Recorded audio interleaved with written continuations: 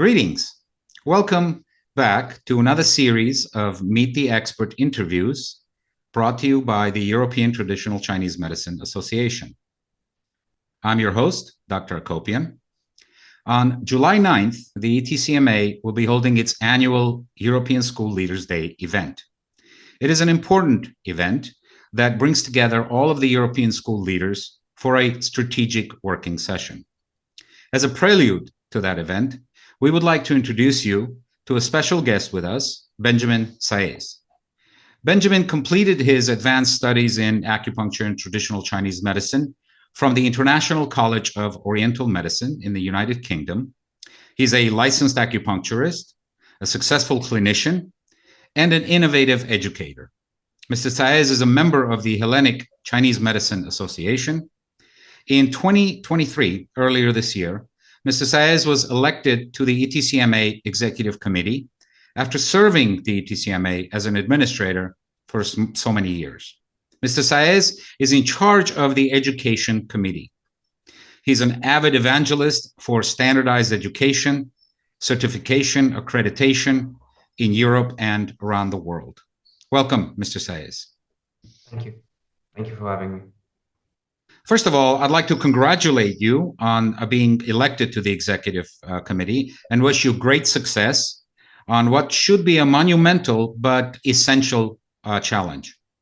I think our audience would like to have a special perspective from you on some critical issues related to our profession, its educational requirements, accreditation, and certification.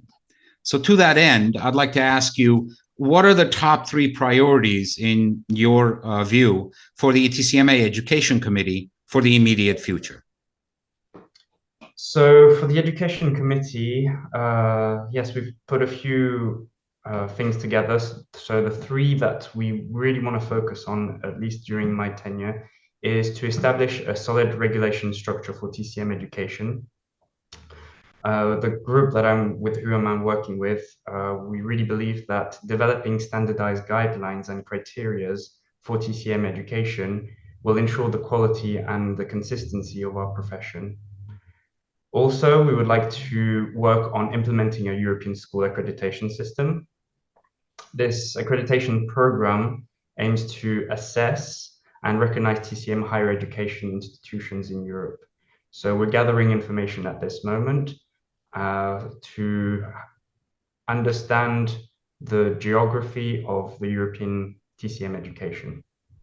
And our third project, we're also committed to advancing in the field of promoting practitioner certification. Accreditation is for schools, certification is for practitioners, and we want to ensure that our practitioners are competent, professional, and adhere to an ethical standard. Excellent, good. Share the importance, if you will, of the standardized accreditation program that you just mentioned in relation to the TCM schools in Europe. Yes, it has significant importance. For starters, it gives quality assurance by setting standards for faculty qualification, curriculum content, teaching methodologies, clinical training opportunities, and of course, student support services. By meeting these standards, we provide students with high quality education. Another reason would be to facilitate professional recognition and mobility across Europe. So a practitioner that is studying in one country could eventually move to another. And even further, we would like to even move from continent to continent. But first, we're focusing on Europe. And lastly, it helps to protect public safety by ensuring the public that TCM practitioners have received competent training and education. Excellent, thank you. What would you tell an interested student, for example, about the importance of adhering to these global education standards? Well, it ensures that students receive a high quality education, an education that meets international recognized standards. Therefore, it ensures that the students are equipped with the necessary knowledge and skills to be able to move, again, like I was saying before, between country to country or continent to continent. By that, we're adhering to a global standard and enhancing the professional recognition and as a whole, so national and international. And also, it facilitates mobility across continents and institutions. So we want to help students and also schools be able to communicate more broadly than just the country that the establishment is in. Excellent. Thank you. Thank you. And just in closing, and if you have any closing thoughts, I know we're going to have the July 9th event, and there's going to be a lot of more detailed information about these programs and these priorities. But I just wanted to give you opportunity for any closing costs that you might want to stress about the significant elements of your activities. Yes.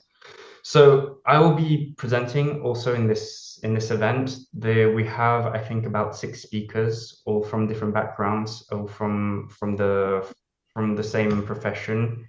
We have other educators also that will be teaching us certain things about communication. And also we're celebrating our 17th anniversary. So it's been 17 years in the making.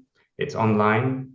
So we're making it the platform so that everybody, not just Europe, but also globally can come and discuss and help and give us maybe a perspective that, in Europe we don't have. But of course, the event is really focused on Europe itself and the schools there.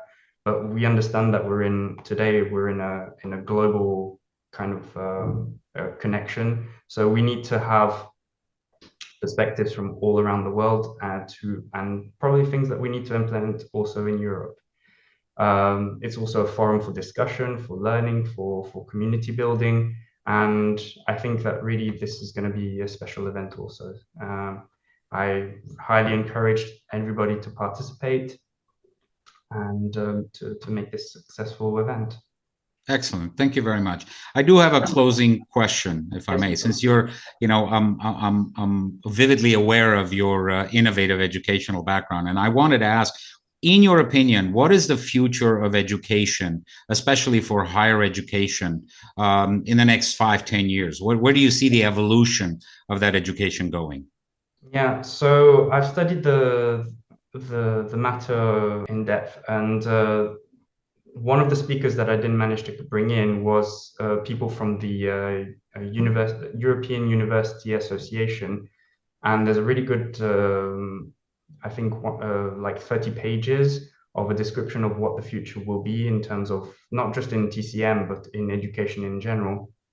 And I really think that this hybrid learning, the studying from the comfort of your own home, and being able to watch either pre-recording classes from your teachers or the Zoom that we've had during the whole COVID period has really pushed the barriers of what we can do in terms of the school itself and education. And I really believe that that's going to be the future. Who knows with virtual headsets and other things what is actually going to be out there, but I believe that embracing technology will be the future and will probably be what will save us as institutes and our education and ultimately TCM. Thank you. You're with Dr. Akopian from the European Traditional Chinese Medicine Association. We hope you enjoyed our program. The recording will be available on our YouTube channel, so subscribe for more upcoming events. And we look forward to seeing you on July 9th at the European School Leaders Day event. Thank you. Thank you.